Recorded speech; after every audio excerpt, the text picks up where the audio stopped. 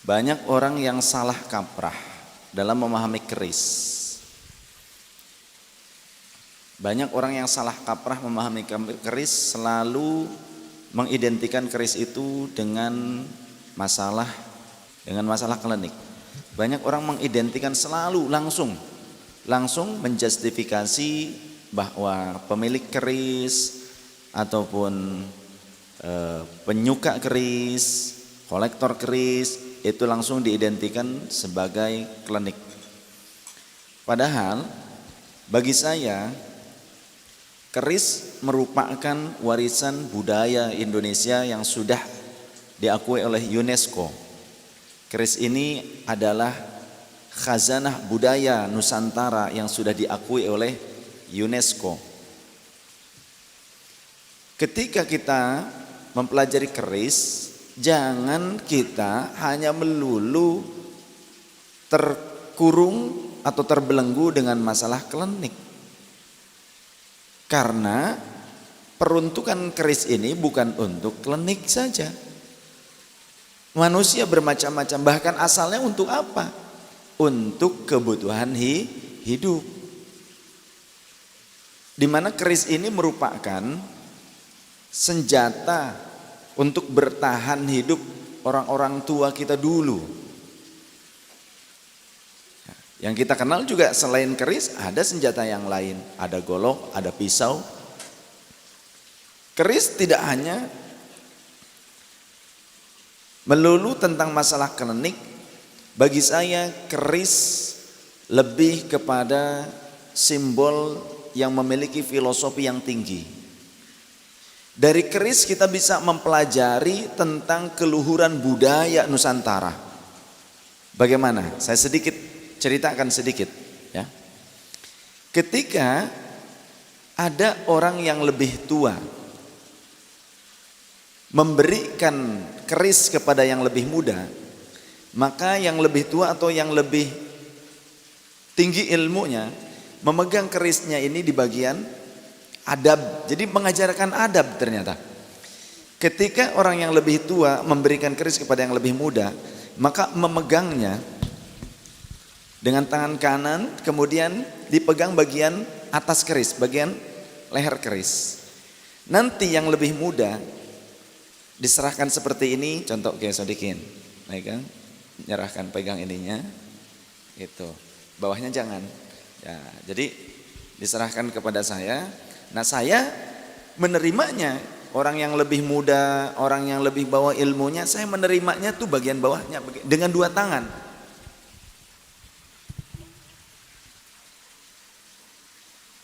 Ini ajaran apa? Adab. Adab. Leluhur kita sudah menjaga tradisi etika, good attitude. Sedemikian ribuan tahun yang lalu, ratusan tahun yang lalu, ratusan tahun yang lalu. Kita sudah diajarkan tentang etika yang baik, bagaimana unggah-ungguh. Gitu ya kan? Jadi unggah-ungguh ini sangat-sangat terpuji. Seperti Sidoarjo. Di Sidoarjo itu kalau ada orang wafat, di depan rumah ada tanda-tanda bahwa rumah ini sedang berduka, ada yang wafat. Maka ketika rumah itu ada di pinggir jalan, pengendara motor itu akan turun dari motor dan motornya dituntun. Di Sidoarjo. Ketika rumah orang yang meninggal itu di pinggir jalan, sedangkan banyak pengendara jalan melihat ini ada orang yang wafat di rumah tersebut, mereka akan menuntun turun dari motornya jarak beberapa meter melewati rumah tersebut dalam kondisi menuntun motor, rame-rame semua. Karena apa? Menghormati orang yang wafat. Dari mana asalnya? Rasulullah Shallallahu Alaihi Wasallam pernah di hadapan beliau ada satu jenazah yang kemudian Rasulullah berdiri, maka para sahabat pun berdiri. Kemudian jenazah kedua lewat, Rasulullah sedang dalam kondisi duduk. Rasulullah bangun lagi, kata sahabat, ya Rasul, itu adalah jenazah orang kafir. Maka Rasul kemudian berkata, Bukankah dia juga manusia? Masya Allah. Akhlak Rasulullah. Karena visi dan misinya Rasul itu bu'ithu liutammima makarimal akhlak. Aku diutus untuk menyempurnakan akhlak manusia.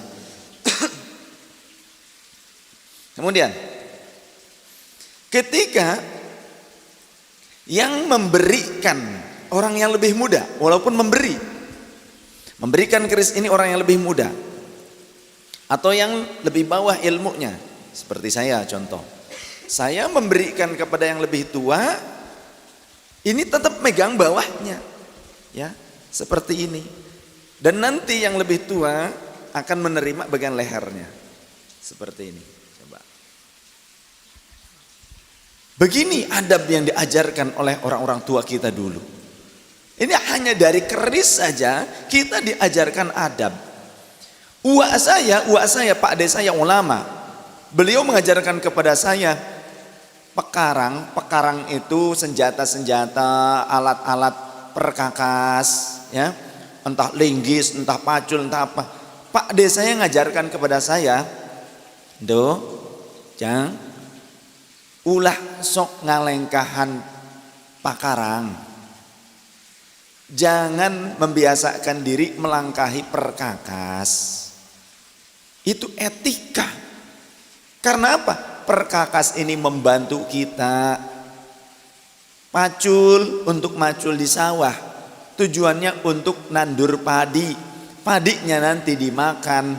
Apa bedanya dengan kamu melangkahi makanan? Bahan makanan dilangkahi, belum jadi makanan yang siap saji, bahan makanan dilangkahi. Kira-kira bagaimana? Kita dididik kesopanan, kita diajarkan sopan santun, akhlak, itu dari hal kecil saja. Jadi kalau apa-apa klinik, apa-apa mistik lain sebagainya, otakmu itu yang kurang waras, ya, karena berarti pemahamannya kurang luas. Tahunya itu saja, makanya gampang nyalahin orang lain. Ya. Aneh luar biasa orang yang kadang pengetahuannya sedikit, tapi sering gampang nyalahkan orang lain. Apa-apa musyrik. Apanya yang musyrik? Kalau gitu kita nggak boleh pakai pisau. Kalau gitu kita nggak boleh pakai golok dong. Mbah saya seorang ulama besar, guru Bung Karno, guru Bung Hatta, dan guru dari para ulama. Tubagus Muhammad Mansur, ayah dari nenek saya, wali juga. Menurut para ulama, beliau sudah mencapai maqam aulia Allah. Beliau juga punya guru, yakni ayahnya kakek saya, Said Ahmad Zakaria, mufti di Masjidil Haram, salah satu pengajar di Masjidil Haram, ulama di Masjidil Haram pada masa beliau hidup. Eyang saya itu, Sayyid Ahmad Zakaria itu pernah mengajar sekitar 13 sampai 17 tahun di Masjidil Haram, menjadi mufti Syafi'iyah di Masjidil Haram pada saat beliau hidup. Masa beliau mengajarkan atau mengamalkan kesyirikan? Orang bodoh sekali kalau orang yang menganggap beliau seperti itu. Apik beliau itu luar biasa wiroinya. Eyang dan embah saya, bapaknya kakek saya, bapaknya nenek saya, dua-duanya kemana-mana selalu bawa golok. Sampai sholat pun beliau selalu menyisipkan golok di samping kiri dari pinggangnya. Sampai sekarang goloknya ada di saya. Kemana-mana pakai golok. Sholat sampai sholat bawa golok. Dari mana? Ternyata kalau kita telaah dari sirah nabawiyah, para sahabat pun mereka sering membawa senjata-senjata, belati-belati, pisau-pisau, ya, sampai mereka ketika sholat. Sehingga ada yang menafsirkan pada saat berbedanya posisi tangan pada saat berdiri, ada yang di sini, ada yang agak ke sini, begitu kan, ada yang ke bawah. Itu menurut sebagian ulama karena mereka para sahabat berbeda-beda jenis senjatanya dan posisi penempatannya di bagian pinggang mereka. Tuh, begitu. Ya. Maka coba belajar, belajar dan belajar. Kita kembali ke keris. Kemudian pada saat kita membuka keris, ini pun diajarkan beberapa filosofi. Ketika membuka keris itu ada adabnya. Jadi kepada perkakas saja kita diajarkan adab, apalagi kepada sesama manusia. Dengan hewan ada adabnya, dengan sesama makhluk Allah ada adabnya. Begitu. Bagaimana kita adab terhadap sesama makhluk Allah, dengan hewan ada adab. Dari mana? Hadits Rasul sallallahu alaihi wasallam, beliau memberikan penjelasan. Ada seorang wanita pezina, dia sedang berjalan di gurun di satu wilayah yang tidak berpenghuni. Kemudian dia mencari sumur karena haus. Dia dapatkan sumur jadi-jadian kalau di sana itu. Curam, harus turun ke bawah, agak besar lubangnya. Turun ke bawah, kemudian dia minum dari sumur tersebut. Ketika naik ke bibir sumur, si wanita pezina tersebut melihat seekor anjing yang menjilati tanah. Dia pikir itu adalah air, padahal itu adalah fata morgana. Maka kemudian terasa empati di dalam dada, rasa kasih sayang terhadap sesama makhluk Allah, walaupun anjing makhluk yang najis menurut fikih. Dia turun wanita tersebut ke dalam sumur, dia buka, lepaskan khufnya, sepatu kulitnya, kemudian dia isi dengan air, dia gigit naik ke atas, dia kucurkan ke mulut anjing karena kasihan ke anjing. Maka kata Rasul, Allah bersyukur kepada hambanya, Allah saja bersyukur kepada hambanya, dan kemudian Allah mengampuni wanita tersebut. Masya Allah. Itu sikap kepada anjing. Bagaimana sikap kita kepada manusia? Maka dari ini ada filosofi-filosofi yang dalam, ada pelajaran-pelajaran yang luhur, di mana Rasulullah mengajarkan, yuk kalian ini manusia, ia bisa ngeuwong ke uwong, memanusiakan manusia dibandingkan memanusiakan anjing. Kalau anjing saja bisa diperlakukan seperti itu, kenapa kalian tak berkasih sayang dengan sesama manusia? Jadi aneh sekali kalau ada orang berlabelkan asatid, berlabelkan sebagai tokoh masyarakat, berlabelkan sebagai penceramah, tapi ternyata hanya mengajarkan caci maki saja, hanya mengajarkan kedengkian, kebencian, fitnah dan sumpah serapah. Maka aneh sekali. Sedangkan yang dicacinya manusia, apalagi sesama muslim, Tuhannya sama-sama Allah, nabinya, rasulnya sama-sama Nabi Muhammad SAW satu, Qurannya satu, Al-Quranul Karim, kalamullah, Ka'bah sebagai kiblatnya sama, kemudian mengaku sebagai ikhwanul muslimin, itu adalah saudara muslimnya. Tapi kenapa kok selalu membuat fitnah, menebar kebencian? Pantas tidak? Jika ingin dikatakan sebagai pejuangnya Rasulullah, jika akhlaknya demikian, pantas tidak? Maka itu pun hal ini menjadi pecut cambuk untuk saya. Doakan al-faqir, nasihati al-faqir jika salah, jika ada kalimat yang tidak baik, sikap yang tidak bagus, nasihati. Karena saya manusia, al-insan mahallul khata' wan nisyan, tempatnya salah dan lupa, kurang, memiliki kelemahan, ya. Jadi dari keris ini kita bisa mengambil pelajaran-pelajaran etika yang luhur yang diwariskan oleh leluhur kita. Kebudayaan Nusantara ternyata begitu sudah lama sekali, budaya yang cukup purba. Kalau kita melihat dari pakaian-pakaian adat di Indonesia, itu tidak hanya satu. Indonesia tidak hanya satu suku, betul tidak? Eropa satu etnis, tapi dipikul oleh beberapa negara. Afrika satu etnis, dipikul beberapa negara. Kemudian etnis Oriental, Tionghoa, yang sejenisnya, dipikul oleh beberapa negara. Ada Korea, ada Tiongkok, ada Jepang. Asalnya itu satu rumpun. Tapi Indonesia beberapa suku, beberapa banyak bahasa, kebudayaan yang begitu luas dan banyak sekali dipikul oleh satu negara. Berarti ini adalah tugas yang besar bagi seorang pemimpin negeri Indonesia.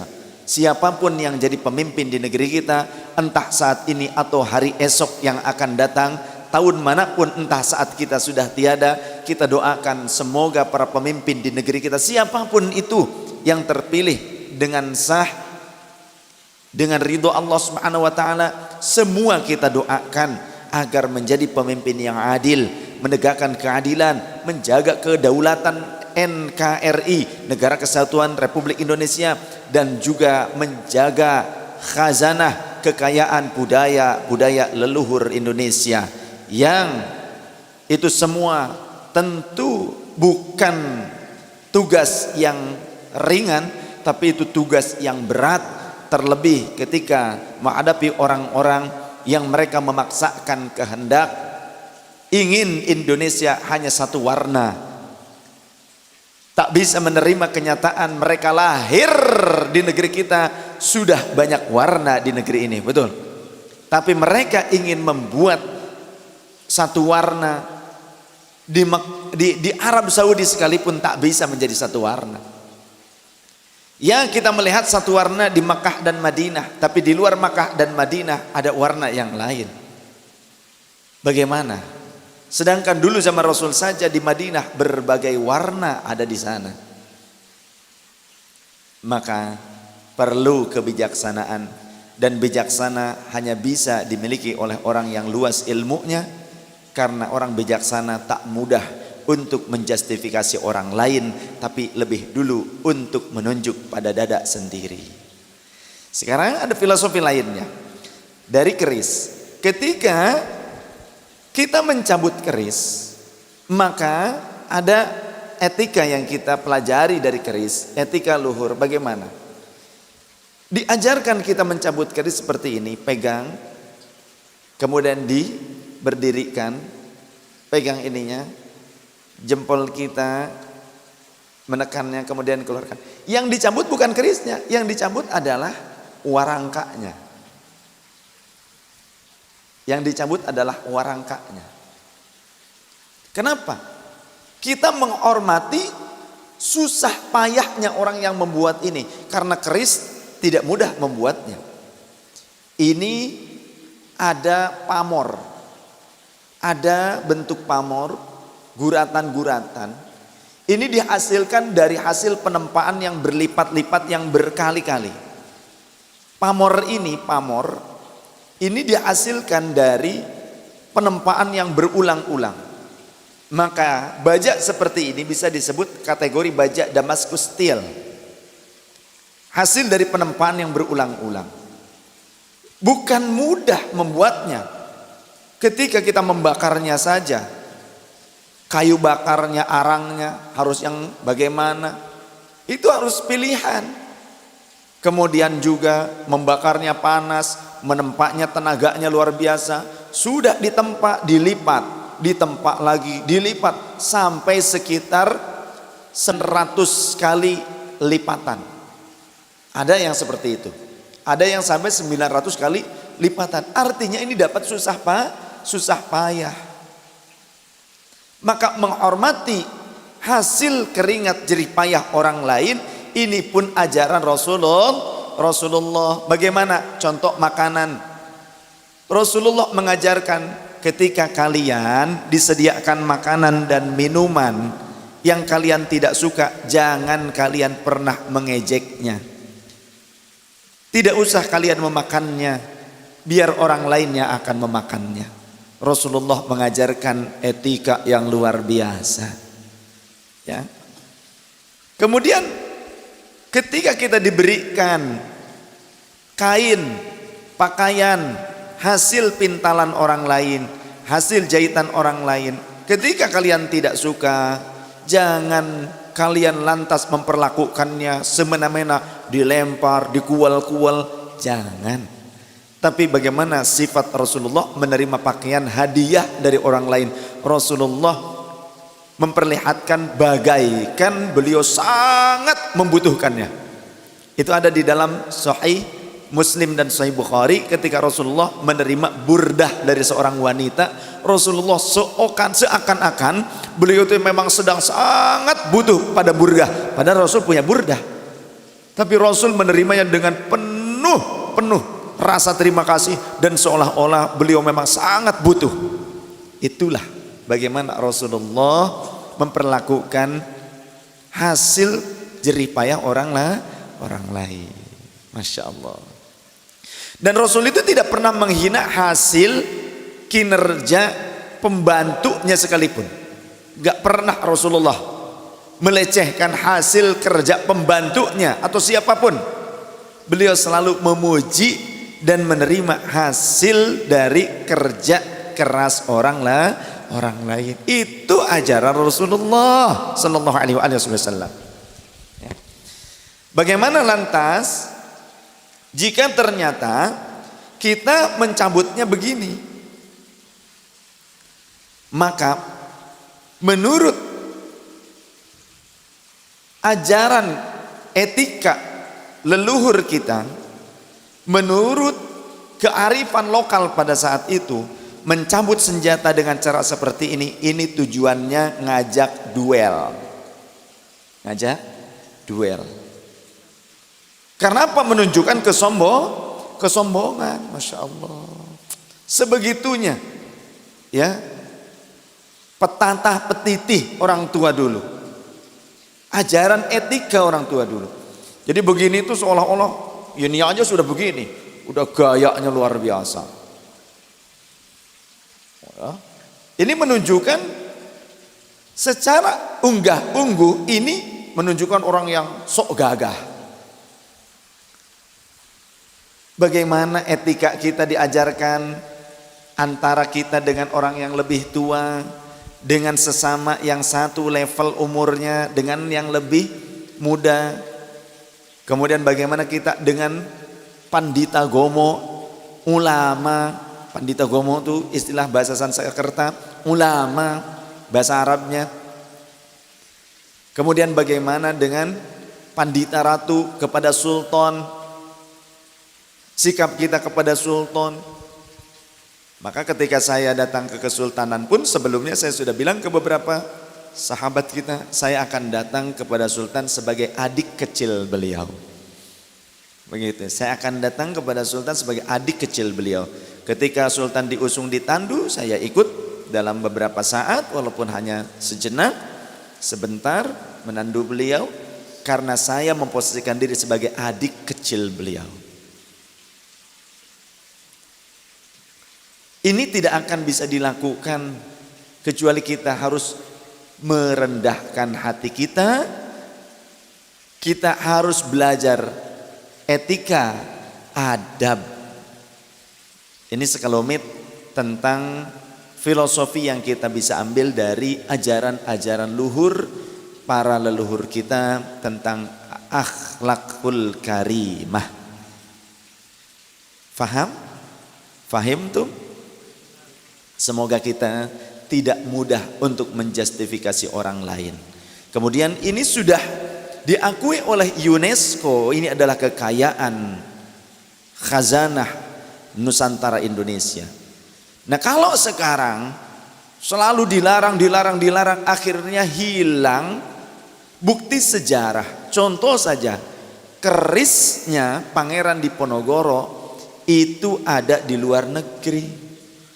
Banyak sekali bukti sejarah para pejuang-pejuang kita, leluhur kita, Pangeran Diponegoro, kemudian yang lainnya, yang ternyata sudah berada di tangan orang-orang asing.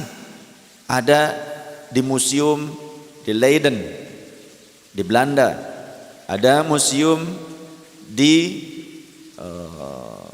wilayah Eropa lainnya.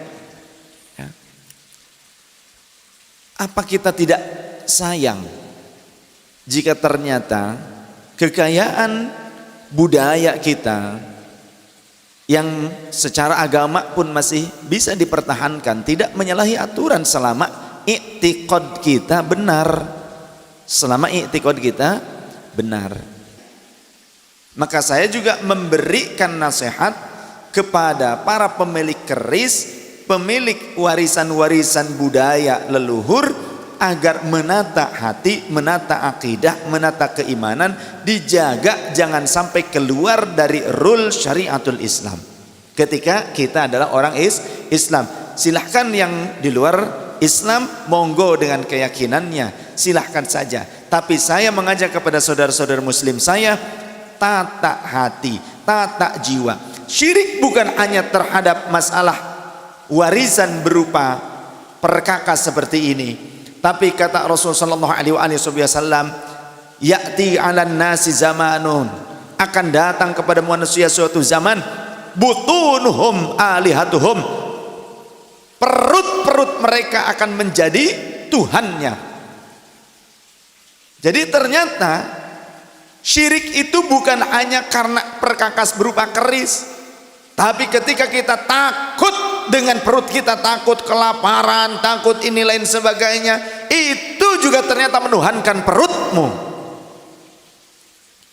Dan kiblat juga ternyata bisa jadi orang yang kita cintai, wanisa qiblatuhum, dan perempuan-perempuan yang dijadikan kiblat bukan Ka'bah. Padahal sahabat bertanya, ya Rasulullah, apakah pada saat itu kami menghamba, beribadah, menyembah kepada berhala? Ata'budun, ya, ata'budun al-asnam, atau ana'budun al-asnam. Apakah pada saat itu kami beribadah kepada berhala? Kata baginda Rasul, na'am, kullu dirhamin sonamun. Betul, setiap uang, setiap mata uang pada saat itu adalah berhala. Maka saat ini banyak orang yang mempolitisasi agama sekalipun ternyata karena uang. Berarti menurut mereka berhalanya itu adalah uang. Bukan keris, tapi uang jadi berhala. Awas, hati-hati sekarang ini, ya. Bukan peninggalan leluhur, tapi ternyata duit yang walaupun tidak berupa uangnya, hanya berupa angka saja di SMS. Ini saya sudah transfer sekian, di WhatsApp, nih bukti transfer sekian. Senang, bahagia, manut nurut dengan orang yang ngasihnya. Tapi kalau enggak kebagian, marah. Karena apa? Proyek gak dapat. Masya Allah. Yuk tata hati kita, belajar supaya tidak salah kaprah dan tidak mudah untuk menjustifikasi, menyalah-nyalahkan orang lain. Rasulullah juga punya peninggalan. Ada orang yang berdusta, orang-orang Salafi Wahabi berbohong, Rasulullah tidak punya peninggalan. Bohong. Rasul punya kolansuah peci yang ada imamahnya, masih ada sampai sekarang di museum-museum peninggalan beliau. Pecinya nyongcot seperti ini. Ada banyak orang sekarang kalau melihat saya dengan peci yang nyuncung seperti kubah masjid, langsung menjustifikasi Syiah. Dari mana literatur yang mengatakan kalau pakai peci nyongcot berarti Syiah? Dari mana literaturnya? Itu tukang dusta, tukang bohong, jangan diikuti. Rasulullah pecinya, beberapa peci Rasul masih tersimpan sekarang di museum, diantaranya di Topkapi. Itu nyungcung seperti ini. Maka ini pun peci dari Maulana Syekh Syam, dari Maulana Syekh Nazim di Turki, ya, diproduksi peci-peci seperti ini di Siprus, Turki. Di sana negara Muslim, Hanafi. Di sana pula terdapat sisa-sisa peninggalan Rasul. Ada imamahnya. Sekarang ada Ustadz Salafi Wahabi yang mengatakan imamah itu bukan sunnah, ini ngikutin orang Hindu katanya. Astagfirullah. Lihat di dalam kitab Syama'il Al-Muhammadiyah karya Imam At-Tirmidzi, ada sekitar 6 hadits dan 1 athar yang menjelaskan di mana Rasulullah menggunakan imamah. Sunnah ini dibilang ngikutin orang India katanya. Itu Ustadz, mohon maaf, kurang gaul, ya, kurang gaul, kurang piknik. Kasihan saya. Yang saya kasihan lagi umat pengikutnya. Jadi akhirnya mereka terbawa nggak paham, terbawa salah kaprah. Kemudian Rasulullah juga punya pedang. Pedangnya juga masih tersimpan beberapa pedang Rasul sallallahu alaihi wasallam di museum peninggalan baginda Rasul, Museum Islam. Rasulullah juga punya baju, punya jubah, masih juga terjaga. Di dalam kitab Sahih Muslim, Sayyidah Asma binti Abu Bakar Siddiq radhiyallahu anhuma ketika didatangi oleh sahabat Abdullah bin Umar, maka beliau mengeluarkan jubah Rasul. Beliau berkata, hadhihi jubbatu Rasulillah sallallahu alaihi wasallam. Ini adalah jubahnya baginda Rasul sallallahu alaihi wasallam. Jubbatan toya lisatin kisrawaniyatin lahal ibnatu dibaj wa makfufaini dibid dibaj. Jubah yang mewah, jubah Rasul yang bagian keraknya dijahit sutra, bagian bolongan lengan tangannya dijahit sutra, tapi selebihnya bukan sutra, kutnun. Dulu ini dipegang oleh Sayyidah Aisyah hatta qubidat, sampai beliau wafat. Falamma qubidat qabattuha, tatkala beliau wafat, kini aku yang menyimpannya, adiknya. Nahnu naghsiluha lil mardo yustashfa biha, kami sering mencuci jubah Rasulullah ini, yang kami gunakan air cucian jubah Rasul untuk mengobati orang-orang yang sakit di antara kami. Ini jauh sepeninggal Rasulullah. Jadi warisan pusaka berupa jubah dicuci, bahkan itu mata baruk beristishfa karena peninggalan Rasulullah. Ayo mau bilang syirik bagaimana? Ayo, haditsnya sahih di dalam Sahih Muslim.